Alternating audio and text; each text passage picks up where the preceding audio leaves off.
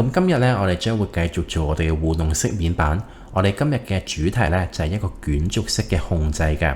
你會見到呢，我哋撳呢個卷軸呢，咁我哋嗰個 highlight 就會去咗唔同嘅位置啦。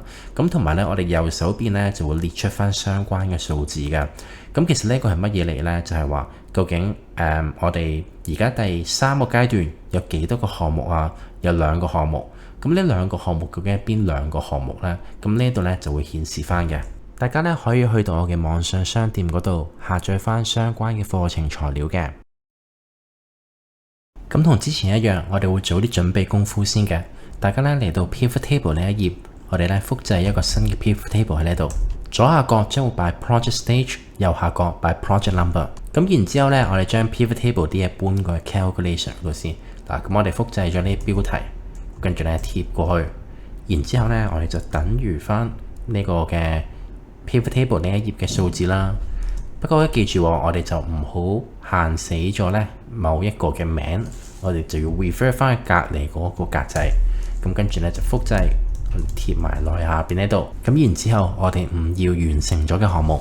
咁之後呢，我哋喺下邊做一個咁樣嘅表格。然之後呢，我哋嚟到插入，跟住呢嚟到符號，跟住呢，我哋就會揀呢個嘅永頂嘅。我哋揀永頂2。跟住之後呢，我哋落到嚟呢，就揀一個正方形嘅符號。嗱，呢度有個正方形嘅符號嘅，我哋 double click 佢，跟住關閉。咁我哋加咗一個正方形符號喺度嘅，然之後 enter。咁我哋輸入函數等於 if。如果呢一個嘅選項，我哋撳嘅 F4 鎖定，佢係等於翻佢隔離呢一個數字嘅話呢，咁我哋呢就會顯示呢一個嘅符號嘅 F4 鎖定。如果唔係呢，就刪翻個引號，即係咩都唔顯示。跟住呢，我哋就會將佢套用落去餘下嘅位置嗰度。咁跟住呢，轉翻啲格式佢啦。咁即係話呢，我哋上邊呢個數字，譬如如果佢係顯示2，佢就會顯示咗落下邊嗰度。譬如係5，就會顯示咗落下邊嗰度嘅。咁跟住呢，喺呢個位置再加多一個 VLOOKUP。咁我哋就揾下呢一個嘅階段，究竟呢係代表住第幾個嘅？譬如而家呢個呢就係 closing 啦。咁如果撳個1字喺度呢，咁我哋就會顯示翻第一個階段嗰個名嘅。咁之後呢，上翻嚟上邊呢度呢，有個叫開發人員嘅頁面嘅。咁如果你未有開發人員嘅頁面嘅話呢，我哋就有 click， 然之後呢就撳自定功能區。咁跟住呢，你就見到你開發人員呢個如果係未 tick 嘅話呢，你就 tick 翻佢。咁你 tick 咗之後呢，你就好似我咁有得用開發人員嘅功能噶啦。咁你撳翻個確定先。咁我哋呢將會插入一個滾軸嘅，撳一撳佢，然之後我哋就開喺呢個位置啦。右 click， 我哋就控制佢嘅。咁我哋而家目前嘅數值呢，就係譬如係1咁樣啦。然之後呢，我哋最細嘅數值就係1，最大嘅數值呢就係5啦。咁究竟呢一個嘅卷軸連結去邊度呢？我哋就連結到去呢個格仔呢度嘅。確定。咁跟住呢，你呢個卷軸你撳佢呢，你就會改到呢個嘅數字噶啦。見唔見到？咁跟住呢，我哋會做一個圖表嘅。我哋揀咗我哋資料，插入一個建議圖表，所有圖表，我哋去到折線圖呢度，我哋揀折線圖。咁背景顏色啊、邊框、標題等等呢啲呢，我哋全部唔要。咁跟住呢，呢度重點啦，我哋右 click 嗰條線，揀格式。咁跟住呢，我哋喺線之外呢，我哋仲可以揀一個標記嘅。咁我嚟到標記選項，咁跟住內建之後呢，我哋就揀呢個橫線。咁我哋要大少少嘅，試下19咁樣啦。咁條線呢，我哋都會去改一改個顏色嘅。條線呢，我哋將會用到淺灰色。基本上就係咁樣。咁跟住呢，我哋仲要加埋一啲嘅資料標籤。個資料標籤嗰個字就要大啲啦。咁可能係我哋試一試去用15，或者再大啲啦，用到19。咁跟住呢，我哋會用到黑色嘅。就係咁樣。咁跟住呢，我哋搬晒啲嘢過嚟 Dashboard 呢一頁度先。咁然之後呢，我哋就會插入一個嘅文字方塊嘅。咁我哋擺喺大概呢個位置咁樣啦。咁跟住呢，嗰個文字方塊嘅內容呢，我哋就會等於翻呢個格仔嘅，即係話呢，第一個階段入邊嘅嗰個正方形。咁呢個文字方塊當然就係冇填滿啦。咁跟住呢，亦都係冇邊框嘅。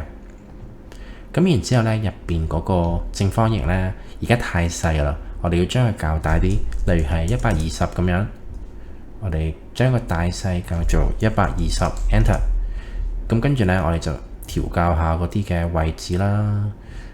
咁拉高多少少，我哋目標呢就可以冚住晒呢成個嘅一字嘅目標就係、大概係咁樣，可能再高多少少咁樣。咁跟住呢，我哋就右 click， 我哋設定我哋嘅圖形。咁跟住呢，去到文字選項，咁跟住呢，文字填滿，我哋會用到漸變色嘅。咁我哋會用到譬如呢個咁樣嘅顏色咁樣啦，又或者呢個可以再深多少少嘅。咁譬如可能係咁樣啦。然之後呢，我哋就會去有少少透明嘅俾佢。咁譬如呢個透明度可能係30咁樣。然之後呢個透明度呢就會係譬如80咁樣啦。咁跟住呢，我哋就可以做咗一個咁樣嘅漸變效果喺後邊啦。然之後我哋將佢複製做5個。咁然之後呢，我哋就將佢 refer 翻第103。呢個呢就104。咁呢個呢就係第105。呢個呢最後就係106嚟嘅。咁跟住呢，我哋試下撳呢一個嘅卷軸。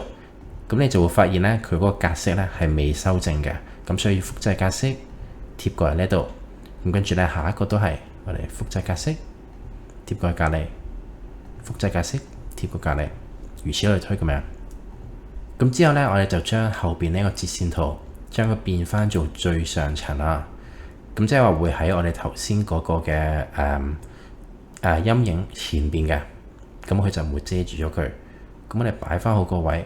我哋即係再試一試嗰個位，正確啦。而家我哋見唔見啊？我哋呢個卷軸呢就會控制到嗰個 highlight 嘅位置喺邊度啦。咁跟住呢，我哋將會去做一個咁樣嘅表格喺側邊嘅。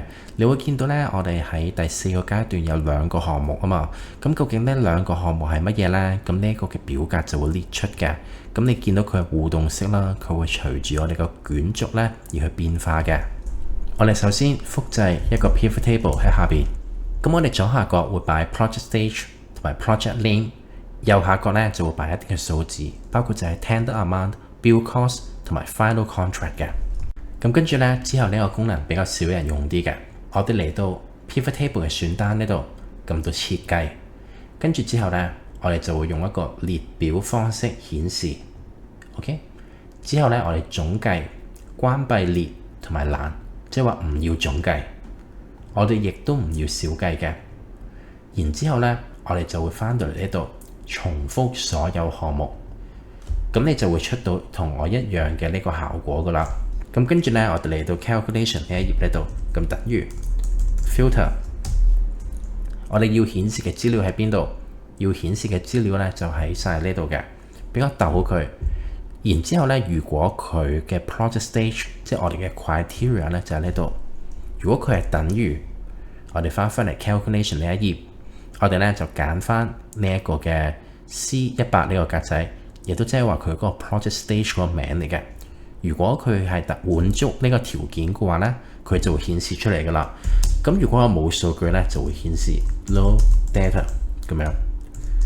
嗱，呢個咧就係我哋嘅公式嚟嘅，大家可以暫停個 video 抄住佢先。喺我哋繼續落去之前咧，我想同大家示範一下。我哋而家顯示緊嘅就係第一個階段啦。咁如果我呢度撳咗做，譬如第5個階段咁樣啦，有3個項目嘅。咁我哋相關嘅3個項目呢，就會顯示晒出嚟喺呢度噶啦。咁跟住呢，我哋加一啲嘅標題俾佢啦。咁同埋我哋改一改啲格式。咁我哋啲字有少少太過大，咁我哋將佢變成8啦。咁跟住呢，呢度我亦都將佢變成金額。跟住呢，小數點後唔要。我覺得呢個 project name 咧可以拉闊多少少俾佢，跟住咧我哋就擺埋啲格仔啦。我哋要預多少少位俾佢，因為有時咧有可能會多過3個項目噶嘛，咁所以我哋就俾夠5個位佢。咁我哋就做咗個咁樣嘅表格出嚟啦。咁喺呢度補充少少啊，我哋而家呢嗰個位置呢，就淨係會睇到92行，但係因為呢，有時我哋資料呢會多啲噶嘛，即係會繼續加資料落去，又或者要篩選嘅時候呢，啲資料會多咗嘅。咁所以呢，我哋呢度呢最好就係預多少少，譬如舉個例子啊，俾夠500行咁俾佢啦，咁你就一定會足夠覆蓋晒所有嘅範圍噶啦。咁跟住呢，我哋將呢個表格複製，我哋右 click 選擇性貼上呢度。我哋揀最右下角呢度一個連結的圖片，撳一撳佢，咁我哋呢就可以將我哋頭先嘅數據呢就貼咗喺呢個位置呢度噶啦。我哋試一試佢先，揀第4個階段、第3個階段，你會見到呢佢嘅項目名呢就會跟住喐啦。咁呢一個呢就係我哋嘅製成品啦。我哋睇一睇個效果。咁我哋嚟緊下一堂呢，將會去做一個嘅導覽選單。你會見到呢，我哋上邊呢度有啲掣嘅。咁我哋撳唔同嘅頁面呢，就會去到唔同嘅頁面分析咁樣啦。咁譬如我哋仲有一個叫 Drill Down List，其實呢一個係咩嚟呢？就係因為我哋而家呢個頁面呢度嘅分析呢，係你將啲數字整合咗嘅。咁譬如舉個例子啊，呢度嘅收入有2400萬，咁呢2400萬係嚟自邊幾個項目啊？邊幾個項目加埋一齊？咁我哋就可以從呢個嘅項目列表喺度呢，就睇到條數點去加出嚟啦。咁我哋仲有一個叫做 financial statement 嘅，亦都即係話一個會計咁樣啦。咁我哋就可以睇下究竟條數點樣計出嚟啊，亦都可以揀翻隔離唔同嘅公司。譬如我想3間一齊睇，定係因為淨係睇其中一間呢？呢度呢，全部都係互動式嘅。咁呢度唔講咁多啦，我哋下一個 video 再見，拜拜。